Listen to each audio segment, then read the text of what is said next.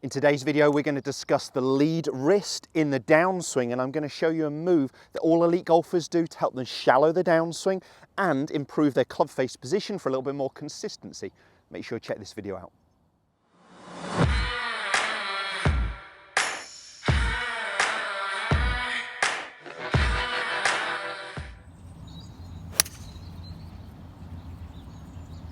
Well, I wish I could get them all like that.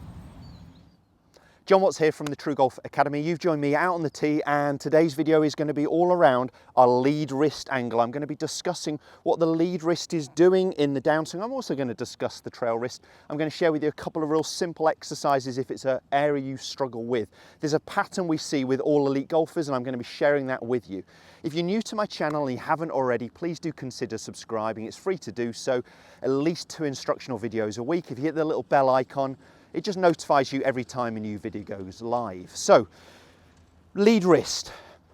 I only grabbed a few clubs, so I've not necessarily got the right one for this, but this is a long par 3.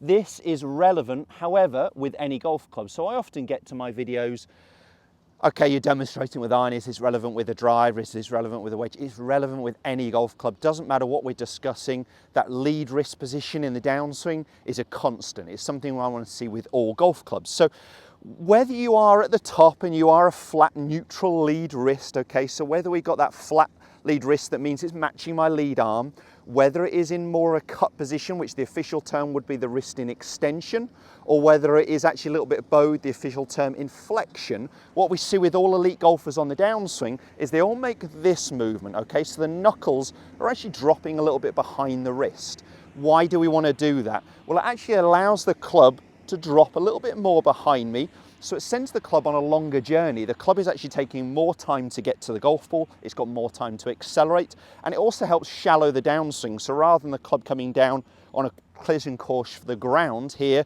where the player might have to back up, we actually allow that club to shallow, and it means the club is moving a little low for a little longer.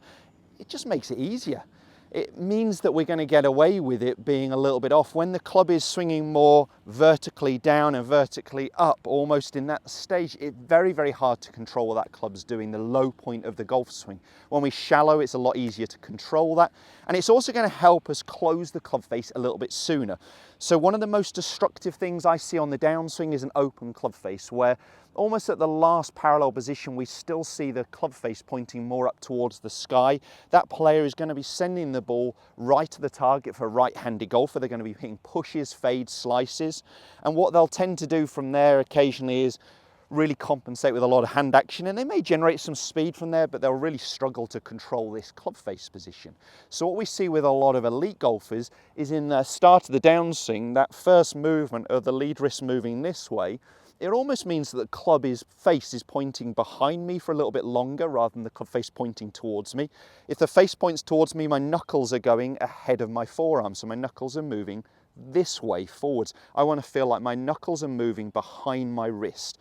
And it may feel a lot, but you won't do it as much, I wouldn't have thought, in the real movement. Obviously, look at the ball flight, where it's missing, what shot you're hitting, and ideally get some on video as well. So we want to try and feel that knuckles move behind us. The club face feels like it's pointing to the camera behind me a little bit longer.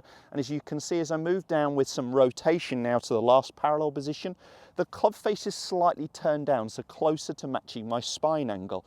That means I've just got to keep rotating my body. Of course, there is forearm rotation, of course there is down cock of wrists and some wrist hinge, but there is a lot less hand action manipulation than when we get that club face into an open stage. So what I'm going to get the feeling of, I'm just going to hit one and then I'm going to discuss a couple other exercises. What I'm going to feel is that my knuckles move a little bit further behind me in the start of the downswing this way. So my knuckles are almost moving behind my lead wrist angle, and I'm just going to rehearse that a couple of times before I go ahead and pull the trigger. Knuckles moving a little bit more behind me. Let's give it a whirl.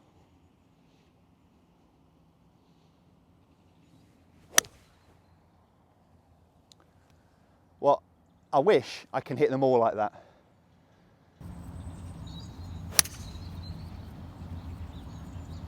Well, I wish I could hit them all like that. This is a tough, tough par 3, and I've hit it up there to about 15 foot. Didn't deviate at all. Very shallow. I've clipped the ball, the tee peg, hardly grazed the turf. I'm hitting a long iron here. It's a long old way. I'm hitting a 3-iron, and not the easiest thing to do first swing of the day, so I hope you're impressed with that one. But I'm feeling the knuckles, as I said, move a little bit more behind me. Now, some drills to allow me to feel that. I want to feel like my arms are dropping in the transition rather than pulling the club down. If I pull the club down, the knuckles tend to work forwards, the club face tends to open. So I really want to feel like my arms are dropping in the start of the downswing. The speed, the input of the speed is more here rather than from the top of the backswing. So the feeling of leaving your arms up or allowing the arms to drop in the transition, not pull, is really going to help that lead wrist position. You could even just get rid of the golf club for a second and just make some movements with your two hands just slightly apart.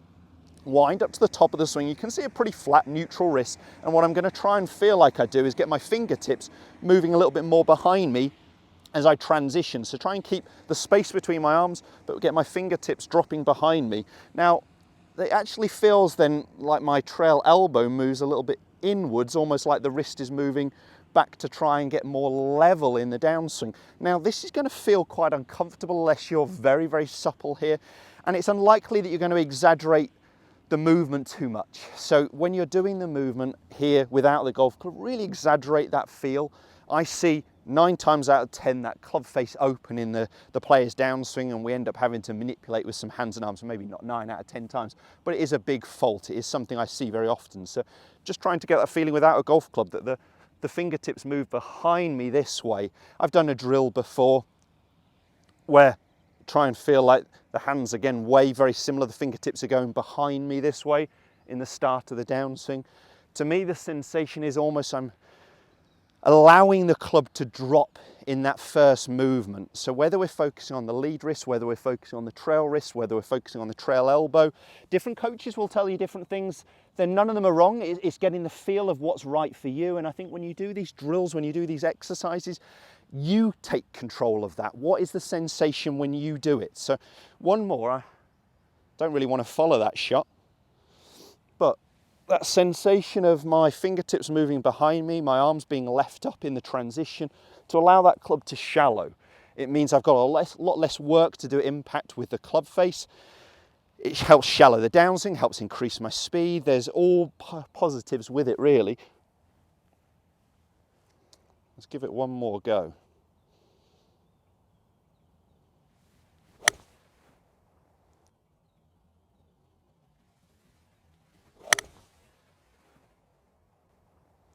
I was going to struggle to follow that first one. Still pretty happy. It's just going to catch, I think, just on the right edge of the green there, maybe just kicked off towards one of those bunkers, but still felt solid. Still a good ball turf strike, just grazing the turf. Still got the feeling that I left my arms up. I didn't rush the downswing. If you're someone who's rushing the downswing, this is really a drill for you. It's going to help you shallow the club, feel a little bit smoother in that transition movement so we can generate some speed, but more into impact. As I said there at the start, if you have enjoyed the content, hit the thumbs up, share it with as many golfers as you can, and if you haven't already, please consider subscribing. I'll see you guys next time.